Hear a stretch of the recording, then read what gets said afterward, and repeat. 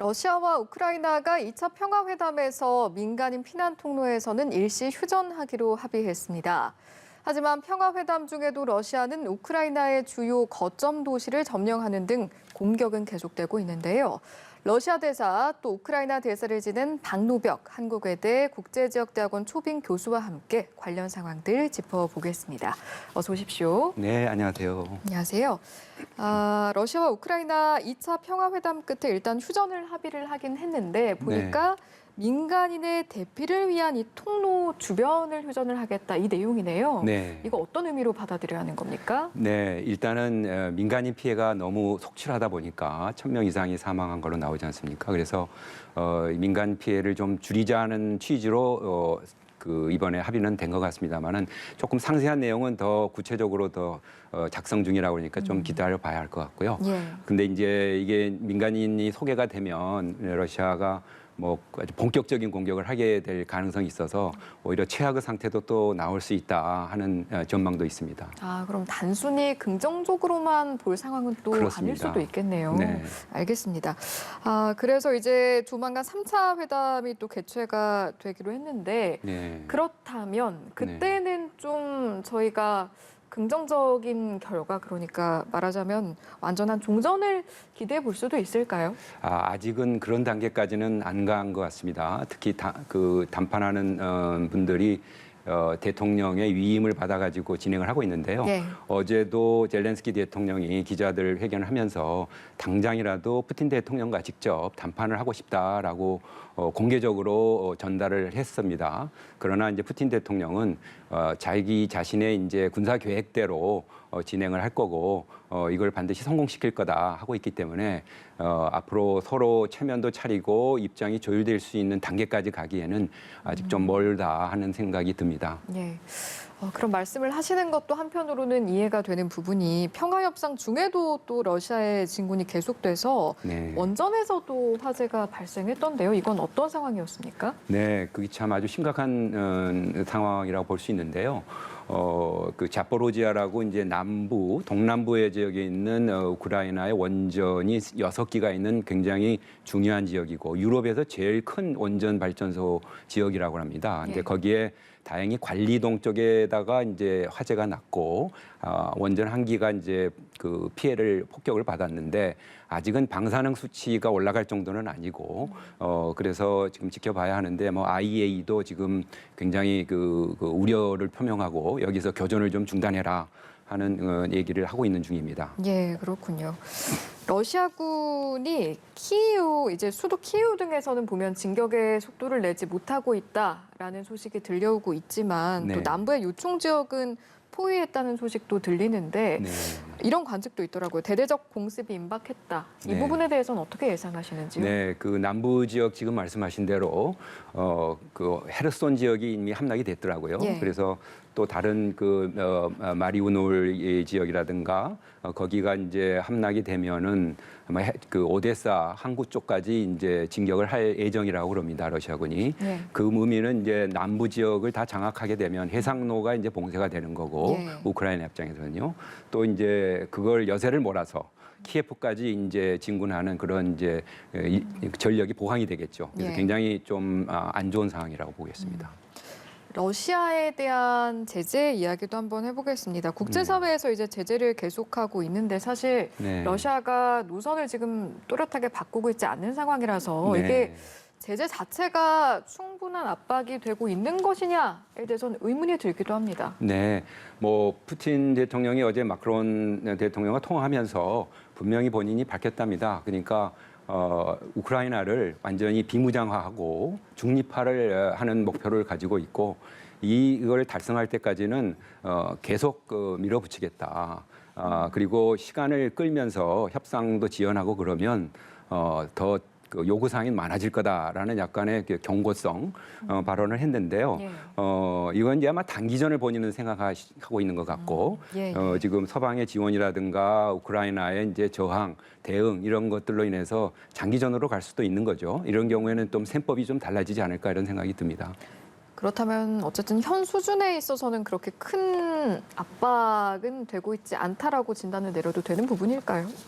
그 부분은 이제 서방은 이렇게 생각하는 거죠. 우선 주변 인물들, 그 오리가르키라든가 네. 뭐 심지어 대변인까지 이렇게 제재를 부과한 것은 네. 가급적이면 푸틴에 대한 정치적인 지지 또는 이제 호감을 좀 덜 갖게 하려는 그런 심리적인 효과가 있는 것 같고요.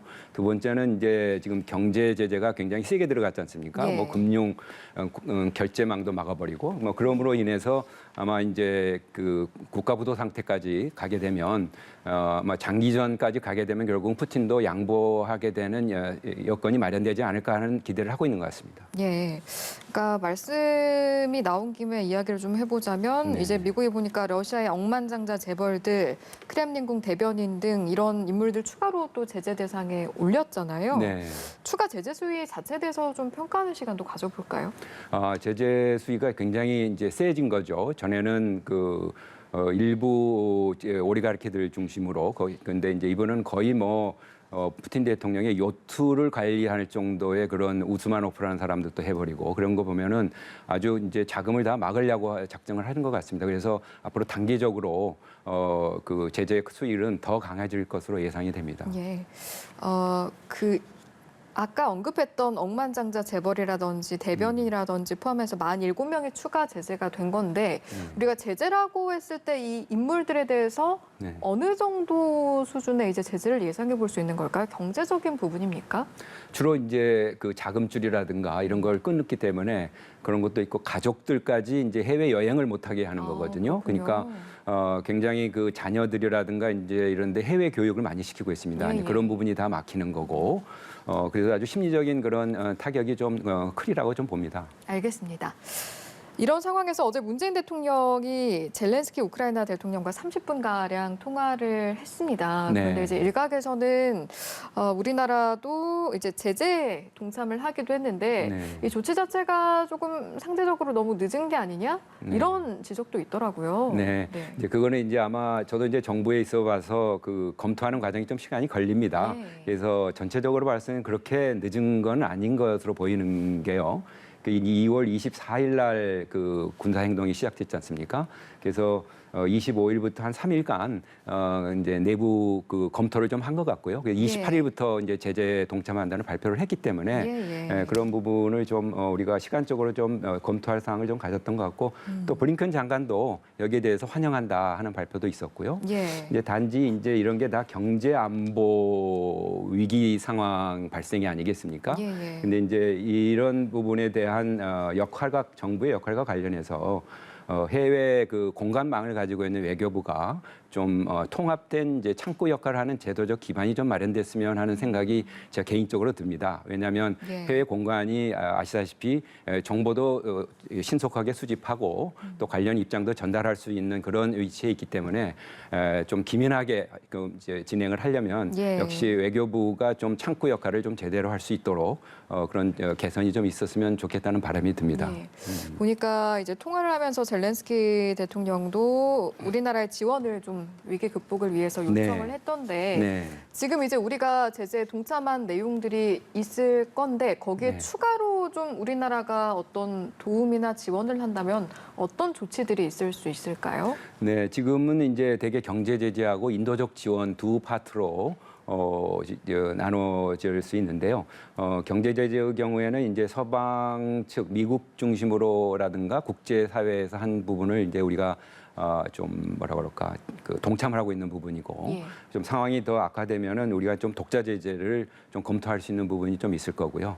네, 인도적 지원도 뭐 한 1억 불 정도 우리가 지금 예상을 하고 있던데 이 부분을 좀 대폭 확대를 해서 지금 난민도 거의 100만 명 이상 발생을 한다고 그러니까 거기에 따라서 좀 하고 그다음에 이제 일본의 경우에는 이제 그 난민 중에 일부를 수용하는 방안까지 지금 제기가 되고 있더라고요. 그래서 이제 우리도 출입국상의 어떤 좀 조치를 할 수 있을지를 좀 검토해 볼 수 있는 여지는 있을 것 같습니다. 알겠습니다. 이제 전쟁이 발발을 하면서 사실 난민에 대한 우려도 참 많이 나왔었는데 네. 지금 그 인접한 국가들에서 어떤 피난민 문제라던가 그런 부분들은 좀 어떻게 대응을 하고 준비를 하고 있는지도 여쭤볼 수 있을까요? 네, 그 대개 지금 그 EU 국가 중심 국가 이제 폴란드, 헝가리 이런 나라가 바로 직경에 접견하기 때문에 예. 제일 많이 지금 수용을 하고 있고요. 또 그와는 뭐 그 별개라도 그 EU 국가 내에서 영국을 포함해서 일부 출입국을 허가를 해가지고 정착시키도록 하겠다라는 조치까지 지금 나오고 있는 걸 보면은 상당히 EU 측에서 인도주의적인 그런 그 수용하는 거 한 1년에서 3년까지는 특별한 제한이 없는 한 머무를 수도록 하겠다 하는 조치를 파격적인 조치를 지금 하고 있는 중입니다. 그렇군요. 네. EU 이야기가 나온 김에요. 네. 이제 앞서 이제 우크라이나가 EU에 가입 의사를 밝히고 네. EU 국가들도 지지를 한다 이런 입장을 또 밝혔잖아요. 네. 가능성 면에서 좀 어떻게 판단하시는지요? 한 이틀 전에 이제 그 EU 의회에서 그 연설을 젤렌스키 대통령이 화상으로 하시면서 예. 굉장히 박수도 맞고 그 의장이 그 이제는 빨리 그 EU 가입 절차를 시작하자라고 이제 정치적인 선언을 하시더라고요. 네. 근데 이제 실제로 그 검토하는 과정을 보면은 그렇게 뭐 젤렌스키 대통령이 원하는 것처럼 당장 가입이 될 수 있는 그런 단계로는 들어가지 못할 것 같습니다. 왜냐하면 EU 28개국이 네. 전부 이제 그걸 동의를 또 해야 하고 본래 이 절차가 이제 여러 가지 사법 개혁 문제부터 시작을 해서 국내 어떤 개혁의 정도, 제도 정착이 어느 정도 되어야 받아줄 수 있다. EU의 그런 제도라든가 이걸 수용할 수 있는 능력이 있느냐, 뭐 이런 거 다 따지는 거거든요. 그래서 그런 절차라든가 이제 그 조건을 좀 완화해 줄 수는 있겠죠, 정치적으로. 그럼에도 불구하고 이건 아무래도 자기들 EU 내에 절차이기 때문에 그렇게 뭐 당장은 되지 않고 이제 좀 그 EU 정상들 간에 이제 모임이 있으면 그 정치적 결단이 좀 필요할 것 같습니다. 예, 기준이 좀 이제 있기 때문에 실은 네. 좀 걸릴 수 있다. 그렇습니다. 말씀이십니다. 네, 네. 근데 이제 여기서 좀 궁금해지는 것이 네. 사실은 EU를 가입해서 네. EU 국가가 됐을 때와 아니었을 때 네. 그 EU 차원에서의 도움의 수준도 좀 네. 많이 달라질까요? 물론입니다. 그 당초 이제 EU가 이제 루마니아, 불가리아까지 다 이렇게 가입을 시켰을 때 그 상당히 재정적 부담이 커졌습니다. 왜냐하면은 네. 그런 인프라 문제라든지 여러 가지 지원 패키지를 제공을 합니다. EU가. 근데 이제 우크라이나의 경우는 인구가 4,400만이나 되지 않습니까? 그러니까 뭐 500만, 700만 되는 국가 덴마크나 그런 나라들은 조그만 나라인데 여기서 이제 한 10배 내지는 8배 되는 나라가 이제 그 가입을 하게 되면 재정 부담이 굉장히 그 커진다는 우려가 예전부터 있었거든요. 그래서 제가 우크라이나 대사 근무할 때도 좀 시간이 많이 걸리겠다.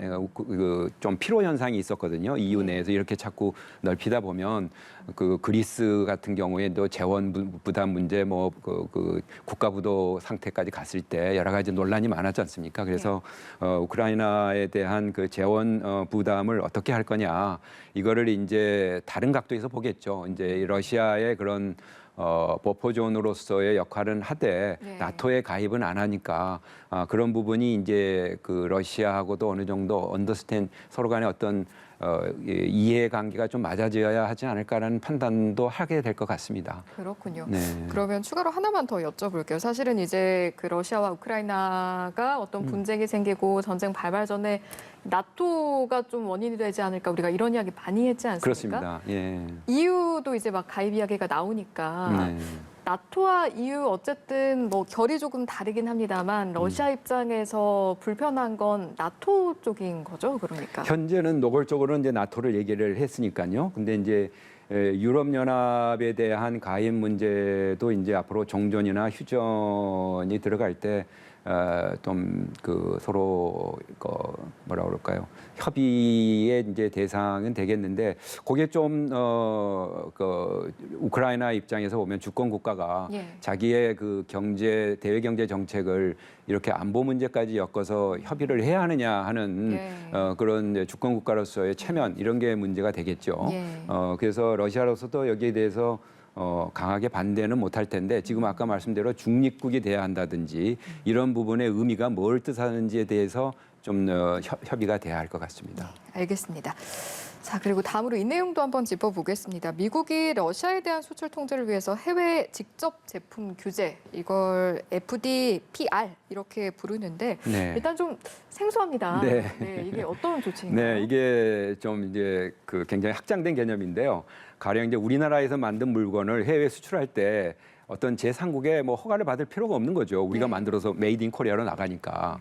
근데 미국이 이제 그 주장하기를 자기 나라의 이제 소프트웨어나 기술이 들어가는 제품이 외국에서 만들어졌을 경우에 그게 예. 메이드 인 코리아가 됐으려 하더라도 자기들의 기술이라든가 소프트웨어가 포함되면 근데 그 어떤 소프트웨어냐 그런 분야 기술이냐는 이제 57개 품목을 지정을 해놨습니다. 가령 뭐 반도체라든지 정보통신이라든지 이런 분야를 이제 세분화해서 57개 분야에 관련되는 기술이나 소프트웨어가 포함된 외국에서 만든 제품이라 하더라도 예. 그것이 이제 러시아에 이제 이렇게 제재를 받는 나라에 갈 경우에는 자기들의 허가를 맡아라 하는 제도입니다. 그러니까 이거를 이제 시행을 하려면 예. 결국은 미국이 하든가, 그죠? 아니면은 그걸 수출하는 나라가 그걸 판단해서 할 수 있는 거죠. 예. 근데 이제 면제를 받았다라는 이제 그 FTPR에 면제를 받았다는 얘기가 있었지 않습니까? 예, 예. 근데 이제 일부 언론에서 그게 이제 적용 자체를 면제받는 걸로 오해를 하고 과장된 보도가 약간 있었던 것 같습니다. 근데 그건 아니고요.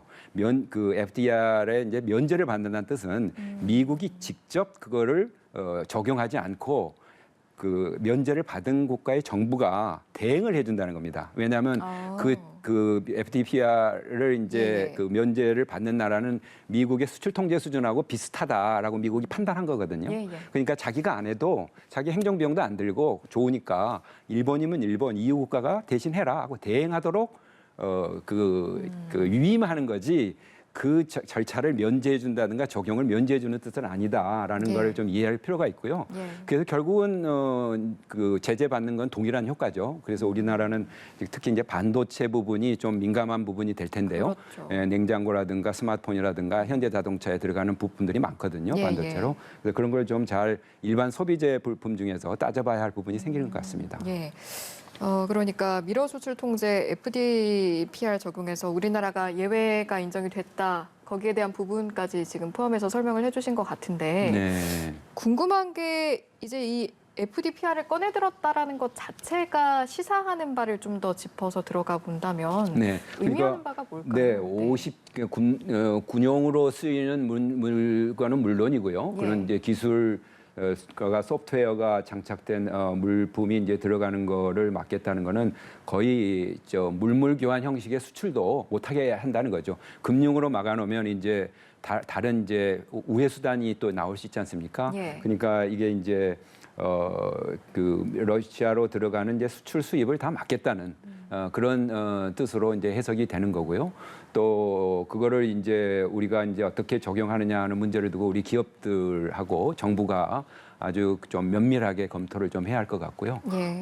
실제로 이제 그 적용하는 데는 상당히 좀 세부적인 그런 내용들이 좀 있기 때문에 우리 정부가 그 이제 신고센터를 지금 만들어서 그 운영을 지금 한다고 그럽니다. 예, 알겠습니다. 네, 이제 마지막 질문 하나 드리고 마무리하겠습니다. 네. 이제 저희가 이야기를 나눠본 것처럼 국제사회 차원에서 굉장히 제재와 압박을 가하고 있는데 네. 향후 러시아가 어떤 선택을 할지 네. 앞으로 전개될 그런 흐름들에 대해서 좀 어떻게 예상을 하시는지요? 네, 그게 한 뭐 여러 가지 시나리오가 있을 수 있죠. 푸틴 대통령이 예상하는 대로 그 단기전으로 끝날 거냐 이럴 경우는 이제 중앙 정부를 이제 통제를 하고 친러 인사로 이제 그 교체를 하고 뭐 이런 시나리오인데요. 그게 그렇게 쉽게 될 것 같지는 않아 보입니다. 그러면은 중장기전으로 가는 시나리오인데요. 예. 그렇게 되는 경우에는 이제 우크라이나가 상당히 이제 지금 저항을 결사항전을 하겠다는 거고 또 예. 서방에서 지금 무기 지원도 하고 여러 가지 지원을 받기 때문에 예. 또 제재도 이루어지고 이래서 장기전으로 갈 경우에 이제 결국은 러시아 내에서 반전 목소리도 나오고 예. 그 손실이 더 많겠다면 이제 푸틴 대통령이 어느 정도 그 중립국화 또는 이제 비무장화 부분에 대해서 상당히 그 양보를 할 수 있는 여지는 생기는데요. 그게 이제 그렇게 될지는 좀 봐야겠고, 그렇게 되면은 외교적인 해결인데 그게 참 어려운 문제가 있습니다. 왜냐하면 결국은 우크라이나로서는 양보해야 할 게, 그럼 크림반도에 대한 주권을 양보를 할 거냐, 돈바스에 대한 독립국을 인정할 거냐 하는 거를 최소한 받아들여야 할 거고, 또 푸틴 대통령 입장으로서는 우크라이나 정부가 일단 중립이라 하니까 친러 성향이 아니더라도 받아들이면서 주권을 또 인정해야 하고, 또 서방의 경제 관계를 아까 EU처럼 이걸 인정을 해야 하고, 뭐 이런 서로 컴프로마이즈가 된다면 외교적인 해결이 가능하겠죠. 근데 그 부분까지 나가려면은 지금 현장에서 얼마나 서로 밀고 당기고 하는 그 부분이 위에 누가 서겠느냐 하는 이제 현장에서의 그런 그 전투 무력 행위의 그런 결말이 어떻게 날까냐를 좀 봐야 할 것 같습니다. 그래서 그 부분이 앞으로 좀 치열하게 전개될 텐데 많은 그 파괴 내지는 그 살상 이런 것들이 일어날 것이 예상이 돼서 저희들로서는 참 안타깝게 생각할 수밖에 없는 상황입니다. 알겠습니다. 여기까지 듣고 마무리하겠습니다. 지금까지 박노벽 한국외대 국제지역대학원 초빙 교수와 함께 짚어봤습니다. 고맙습니다. 네, 감사합니다.